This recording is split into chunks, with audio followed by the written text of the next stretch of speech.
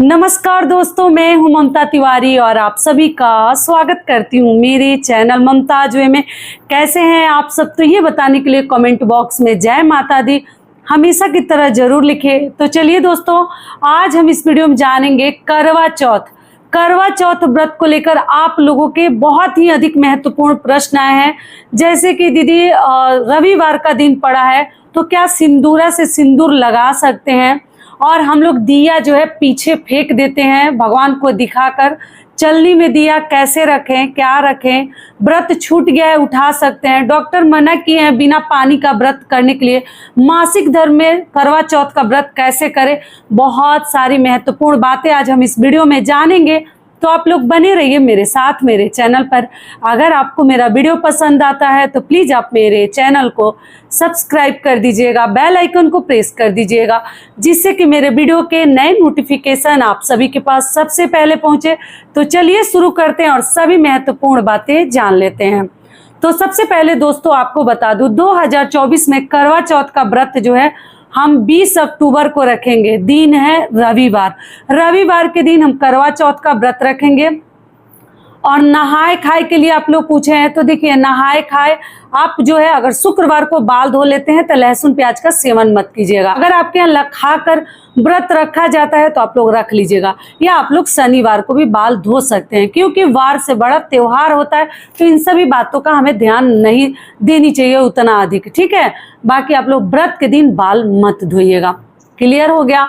दूसरा आप लोगों का प्रश्न है कि दीदी जैसे व्रत छूट गया है तो क्या ये व्रत हम उठा सकते हैं? बिल्कुल उठा सकते हैं। ऐसा कोई नियम नहीं है कि एक बार व्रत छूट जाता है, मान लीजिए किसी मुसीबत में थे, कोई परेशानी में थे, कोई बीमारी हुई थी, इस वजह से छूट गया है तो हम दोबारा से व्रत ही नहीं कर सकते। बिल्कुल आप लोग कर सकते हैं। निसंकोच भाव से आप लोग व्रत कीजिए, चिंता और फिक्र ज़्यादा मत कीजिए।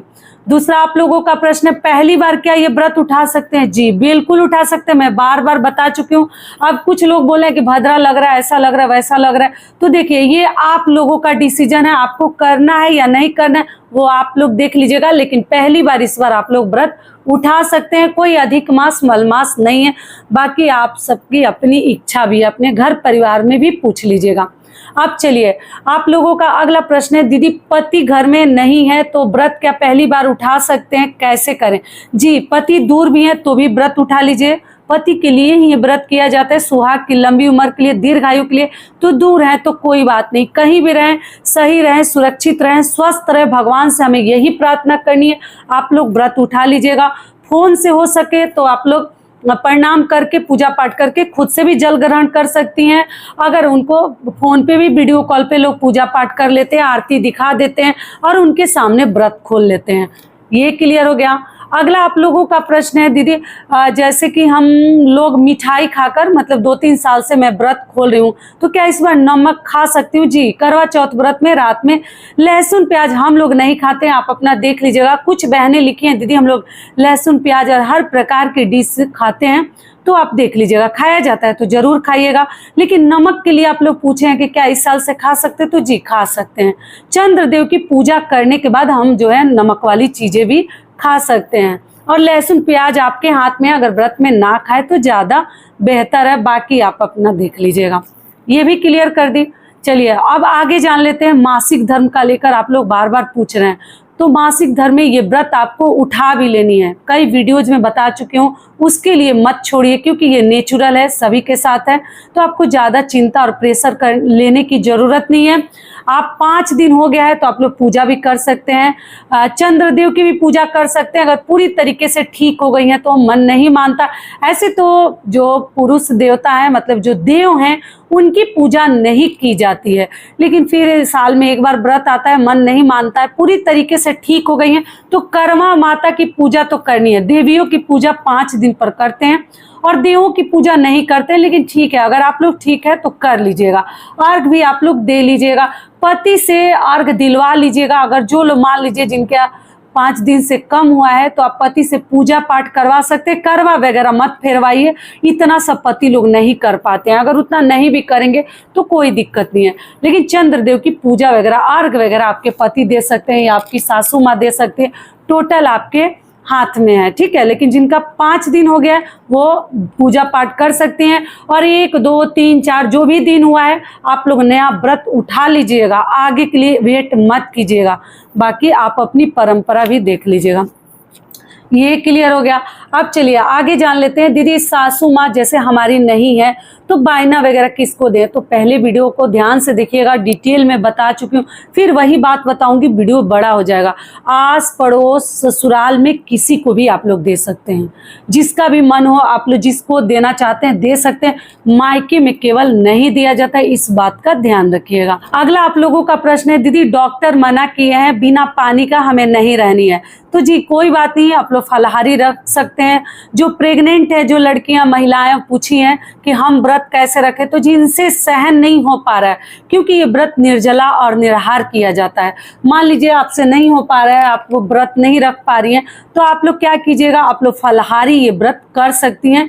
ज्यादा टेंशन और चिंता मत कीजिएगा, जिस विधि से भी होता है रख लीजिएगा। व्रत बार बार नहीं छोड़नी चाहिए जब तक कि वैसी सिचुएशन ना बन जाए। अब घर में मान लीजिए दुर्भाग्यवश किसी की मृत्यु हो गई है, तब अशुद्धि में व्रत न रखते हैं, न पूजा पाठ करते हैं। ये भी आप लोगों का बार बार प्रश्न आ रहा था कि घर में किसी की दीदी मृत्यु हो गई, तो अगर आपके रक्त संबंधित वो आदमी है, वो महिला है, पुरुष है, या जो भी रिश्तेदार हैं, आपके परिवार वाले हैं, तो आप लोग व्रत मत कीजिएगा ऐसे में। क्योंकि आपके रक्त से, आपके खून से जो संबंधित रिश्ता है ना, उसी का देखा जाता है, मायके का नहीं देखा जाता है। या दूर के रिलेटिव हैं, आपके रक्त संबंधी नहीं है, या आप लोग पूछते हैं आपके क्वार्टर वाले हैं, तो मन तो खराब हो ही जाता है। उतने धूमधाम नहीं करनी चाहिए, लेकिन अपना व्रत आप लोग मत छोड़िएगा।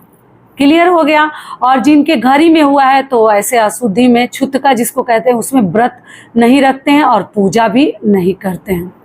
अगला प्रश्न है, दीदी प्रेगनेंसी में क्या चंद्रदेव को अर्घ दे सकते हैं? जी आप प्रेगनेंसी में व्रत भी कर सकते हैं, पूजा पाठ भी कर सकते हैं, कथा भी सुन सकते हैं, पति का चरण स्पर्श भी कर सकती हैं, और आप लोग फलाहारी व्रत रखकर और चंद्रदेव को अर्घ भी दे सकती हैं। सूर्य देव को अर्घ नहीं देते हैं, बाकी आप अपने घर का नियम देख लीजिएगा। ये भी क्लियर हो गया। अब चलिए आप लोगों का सबसे महत्वपूर्ण प्रश्न है कि दीदी करवा चौथ में हम दोनों करवा में मतलब मिठाई मिष्ठान वगैरह भरते हैं, तो हम जैसे चंद्रदेव को अर्घ कैसे दें? तो आपको बता दूं, अगर आप दोनों में भरते हैं, जैसे हम एक में भरते हैं मीठा कुछ और दूसरे में जल भरते हैं, उसी जल से हम चंद्रदेव को अर्घ देते हैं। दूध मिलाकर भी हम दे सकते हैं, उसी जल में मिला लेनी चाहिए चंद्रदेव को अर्घ देने के समय, और उसी जल से दिया जाता है। लेकिन मान लीजिए आपके यहाँ दोनों में मीठा भरा जाता है, तो आप लोग भर लीजिएगा, और जो है आप अलग से एक जल लेकर आप पी भी सकती हैं और चंद्रदेव को अर्घ भी दे सकती हैं। पीने के लिए अलग से जल आप लोग ग्लास वगैरह में लोटे में रख लीजिए, लेकिन करवा वाले जल से हम चंद्रदेव को अर्घ देते हैं, वो पीते नहीं है, ठीक है। और हर घर के नियम और परंपरा अलग है, आप अपने घर का भी नियम जरूर साथ में देखते चलिएगा। और एक करवा जो है पार्वती माता के लिए हो जाता है जब हम फेरते हैं, तो और दूसरा करवा हमारा हो जाता है। तो आप जो करवा जिसको आप बायना वगैरह दीजिएगा, तो एक करवा का जो भी मिठाई मिष्ठान वगैरह जो भी आप भरती हैं, वो करवा भी हमें साथ में दे देनी चाहिए। और सास को दे रही हैं या ससुराल पक्ष में या आसपास भी किसी मतलब अपने से श्रेष्ठ को दे रही हैं, तो करवा आप लोग दे दीजिएगा। बातों को थोड़ा समय निकालकर ध्यान से समझते चलिएगा दोस्तों, फिर मुझे भी समय नहीं मिलेगा कि हर आपके कमेंट्स का रिप्लाई दूंगी, और अगर नहीं देती हूँ तो माफ़ कीजिएगा। और इससे पहले दोस्तों आप सभी से एक छोटी सी रिक्वेस्ट है, अगर वीडियो पसंद आता है तो चैनल को पक्का सब्सक्राइब कर दीजिएगा और वीडियो को लाइक कर दीजिएगा, क्योंकि आपकी एक छोटी सी लाइक से हमें बहुत अधिक हिम्मत और प्रेरणा मिलती है। जरूर कर दीजिएगा। और आप लोग मुझे इंस्टाग्राम पे जरूर फॉलो कीजिएगा, और जब से बोली हूँ तब से बहुत सारी बहनें मुझे फॉलो की हैं, इसके लिए तहे दिल से धन्यवाद। और जो नहीं किए हैं वो भी आगे कर लेंगी, ठीक है। ममता वे मेरा जो आईडी है ममता वे है, एस नहीं है। अगला आप लोगों का प्रश्न है, दीदी करवा चौथ पहली बार कर रहे हैं तो बहुत अधिक जानकारी नहीं है, तो क्या पूजा की चौकी हम सुबह में ही लगाएंगे या शाम को? तो जी नहीं, पूजा हम करवा माता की या करवा भरते हैं या जो भी करवा व्रत की पूजा है, करवा चौथ के व्रत की, शाम को ही की जाती है। शाम को हमें चौकी लगानी है, अगले दिन हम चौकी का विसर्जन मतलब उस पर जो भी सामग्री वगैरह है उसका विसर्जन करेंगे, या जो भी बायना वगैरह निकाली है आप जो है अगले दिन भी दे सकते हैं, या मान लीजिए सास दूर है या जिसको देना है वो दूर है तो आप कुछ दिनों के बाद भी दे सकते हैं। तुरंत देने की ज़रूरत नहीं है, आप देख लीजिएगा। उस दिन भी लोग दे देते हैं, रात में ही दे देते हैं, या आप अगले दिन भी दे सकते हैं या कुछ दिनों के बाद भी दे सकती हैं। अगला आप लोगों का प्रश्न है, दीदी चलनी वगैरह अगर सही कंडीशन में है तो क्या उसी से कर सकते हैं, पुरानी है पिछले साल की? जी, कई बार बता चुकी हूँ, फिर भी बता दे रही हूँ कि उससे आप लोग कर सकते हैं। जो चीज़ें सही कंडीशन में है, टूटी फटी नहीं है, उसका इस्तेमाल आप लोग कर सकती हैं। लेकिन आप केवल करवा अगर मिट्टी का इस्तेमाल करती हैं तो उसको आप लोग बदल लीजिएगा, क्योंकि मिट्टी की चीज़ें एक बार इस्तेमाल कर लेते हैं फिर दोबारा हमें नहीं करनी चाहिए। और रविवार के दिन मिट्टी का करवा वगैरह, मिट्टी के दिया ना खरीदे। कई बार बता चुकी हूँ, फिर भी याद दिला दे रही हूँ, क्योंकि रविवार के दिन मिट्टी की चीजें और मंगलवार के दिन नहीं खरीदनी चाहिए। अब चलिए, जो आप लोगों का सबसे अधिक महत्वपूर्ण प्रश्न है, दीदी रविवार के दिन हम सिंदूर कैसे लगाएं, सिंदूरा से, सिन्होरा से? तो आपको बता दूं, सही बात है, रविवार के दिन सिंदूरा सिन्होरा से सिंदूर तो नहीं लगाते, लेकिन एक चीज़ और समझ लीजिएगा, इतना बड़ा सुहाग का व्रत है तो व्रत सबसे अधिक मायने रखता है। ये चीज़ आप लोग ध्यान से समझिएगा।